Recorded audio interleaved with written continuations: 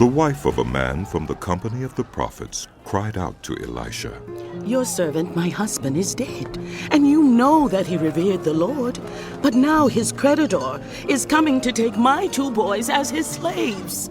Elisha replied to her, How can I help you? Tell me, what do you have in your house? "Your servant has nothing there at all, she said. except a little olive oil."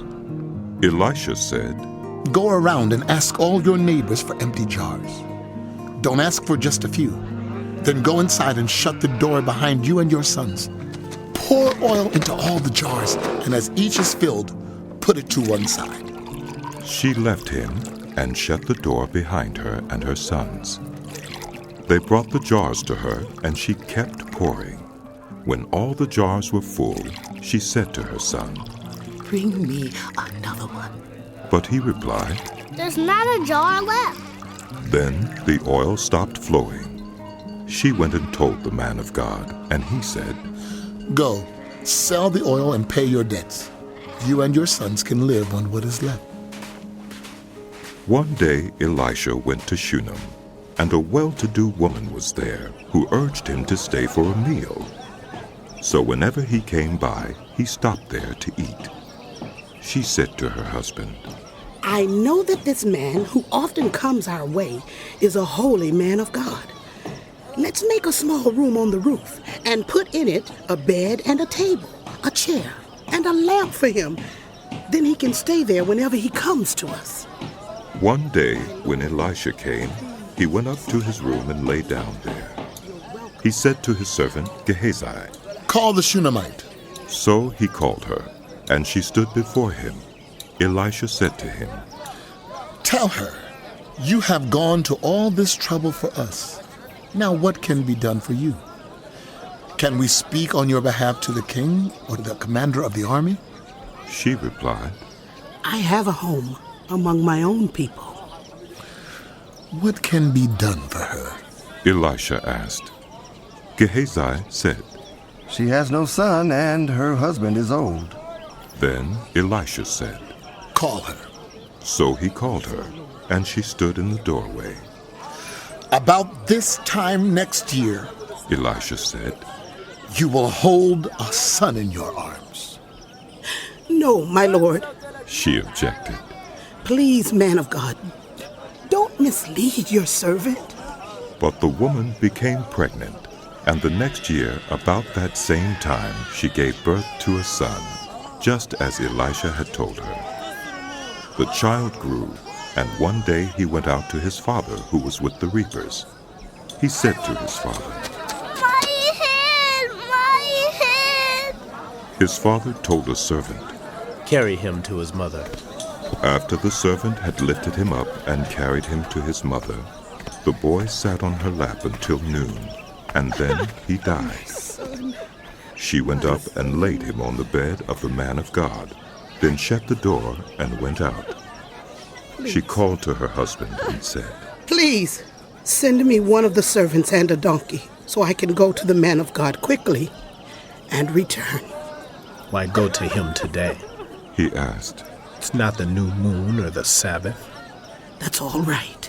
She said. She saddled the donkey and said to her servant, Lead on. Don't slow down for me unless I tell you. So she set out and came to the man of God at Mount Carmel. When he saw her in the distance, the man of God said to his servant Gehazi, Look, there's the Shunammite. Run to meet her and ask her, Are you all right? Is your husband all right? Is your child all right? Everything is all right. She said.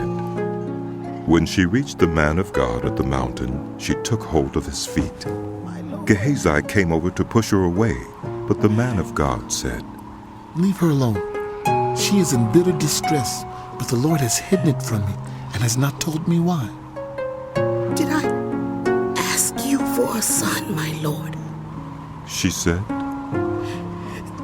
Didn't I tell you, don't raise my hopes? Elisha said to Gehazi, Tuck your cloak into your belt. Take my staff in your hand and run. Don't greet anyone you meet, and if anyone greets you, do not answer. lay my staff on the boy's face."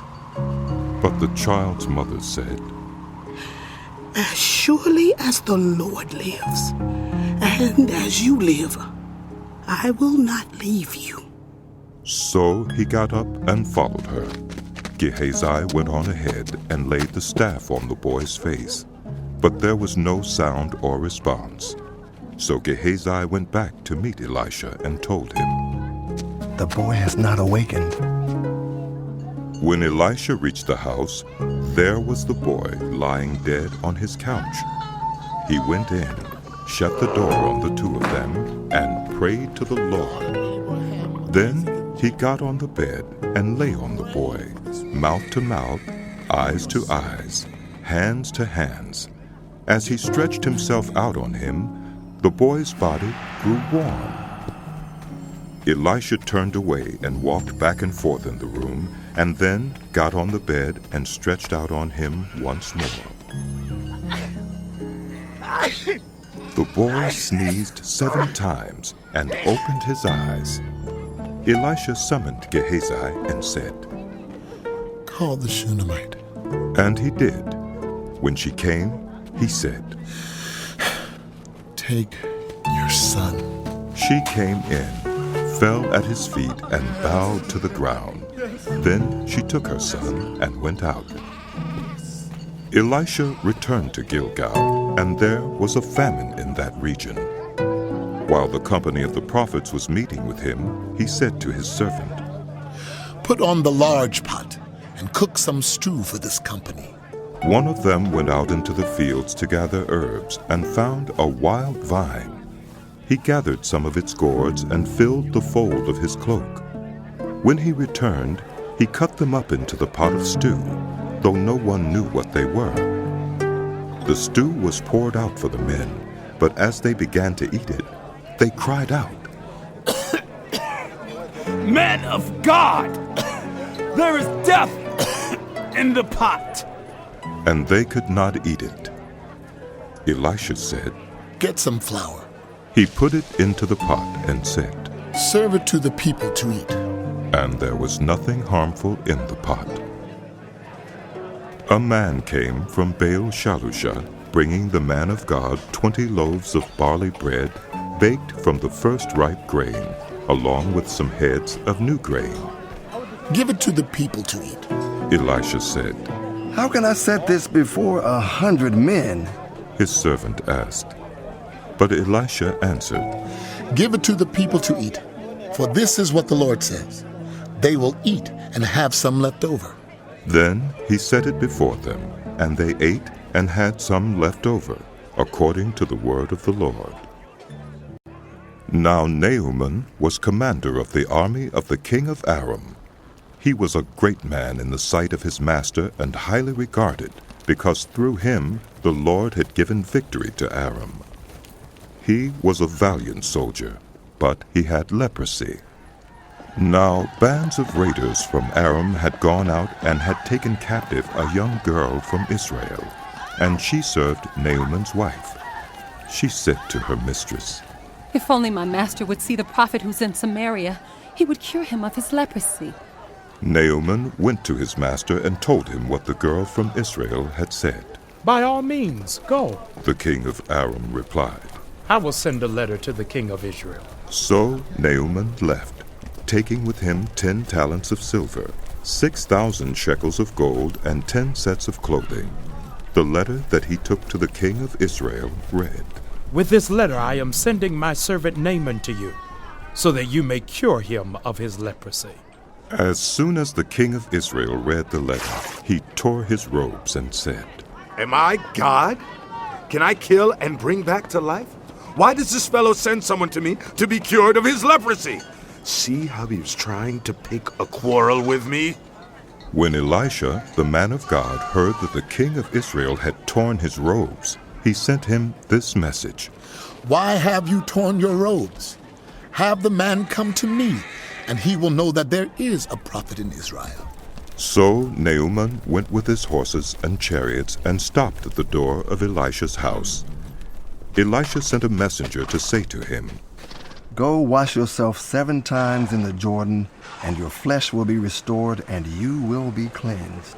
But Naaman went away angry and said, I thought that he would surely come out to me and stand and call on the name of the Lord his God, wave his hand over the spot and cure me of my leprosy.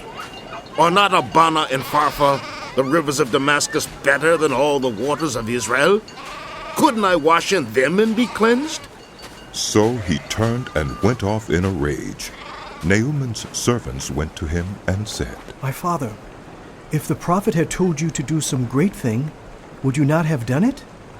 How much more then when he tells you, wash and be cleansed? So he went down and dipped himself in the Jordan 7 times, as the man of God had told him, and his flesh was restored and became clean like that of a young boy. Then Naaman and all his attendants went back to the man of God.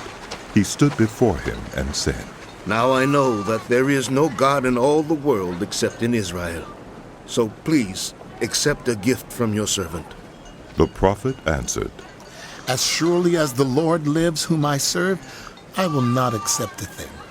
And even though Naaman urged him, he refused. If you will not, said Naaman, please let me, your servant, be given as much earth as a pair of mules can carry. For your servant will never again make burnt offerings and sacrifices to any other god but the Lord. But may the Lord forgive your servant for this one thing. When my master enters the temple of Rimmon to bow down, and he is leaning on my arm, and I have to bow there also, when I bow down in the temple of Rimmon, may the Lord forgive your servant for this. Go in peace, Elisha said. After Naaman had traveled some distance, Gehazi, the servant of Elisha, the man of God, said to himself, My master was too easy on Naaman, this Aramean, by not accepting from him what he brought. As surely as the Lord lives, I will run after him and get something from him. So Gehazi hurried after Naaman. When Naaman saw him running toward him, he got down from the chariot to meet him. Is everything all right? He asked. Everything is all right, Gehazi answered. My master sent me to say, 2 young men from the company of the prophets have just come to me from the hill country of Ephraim. Please give them a talent of silver and 2 sets of clothing. By all means, take 2 talents, said Naaman. He urged Gehazi to accept them, and then tied up the 2 talents of silver in 2 bags with 2 sets of clothing. He gave them to 2 of his servants, and they carried them ahead of Gehazi. When Gehazi came to the hill, he took the things from the servants and put them away in the house. He sent the men away, and they left. When he went in and stood before his master, Elisha asked him, Where have you been, Gehazi? Your servant didn't go anywhere, Gehazi answered. But Elisha said to him, Was not my spirit with you when the man got down from his chariot to meet you? Is this the time to take money or to accept clothes, or olive groves or vineyards, or flocks and herds, or male and female slaves? Naaman's leprosy will cling to you and to your descendants forever. Then Gehazi went from Elisha's presence, and his skin was leprous. It had become as white as snow.